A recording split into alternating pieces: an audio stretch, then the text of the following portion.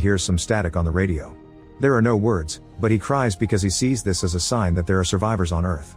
What Yue and the UNMS don't know is that the static was caused by Kong's tail messing with the cables.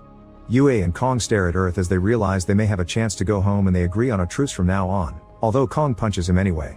Over 200 days have passed since the incident, and Yue never stops playing a message to try to contact Earth. He and Kong have found their routine, and Yue announces they've become a family. Since it's obvious that Earth won't be coming for them, Yue decides to modify the spacecraft left by the old Apollo 18 mission, hoping he can fly home on his own means. While people in the UNMS discuss if they can use this to help him too, Kong and Yue leave on the car and quickly find the Apollo. Yue runs a test and confirms it'll work after some fixing.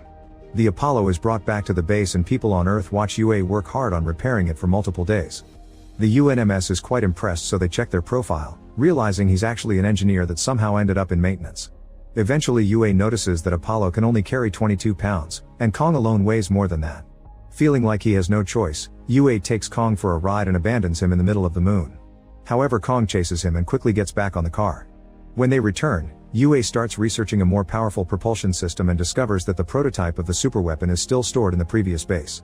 Kong and Yue leave on the car with a bunch of supplies and only stop traveling at night because the vehicle requires solar power.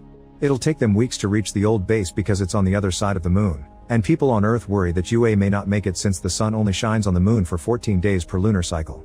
Soon the UNMS realizes Yue has been driving in the opposite direction to chase the sunlight. The trip will take longer, but he won't get stuck. Now Yue has 41 days to get to the base and can only sleep 4 hours per day. The first few days Yue and Kong keep each other entertained, but eventually the trip begins taking a toll on their mental health. One day Yue wakes up to find Kong driving and talking, but this is just a dream. After accidentally driving into a crate, the duo finally makes it to the old base. Soon Yue finds the warhead and carefully brings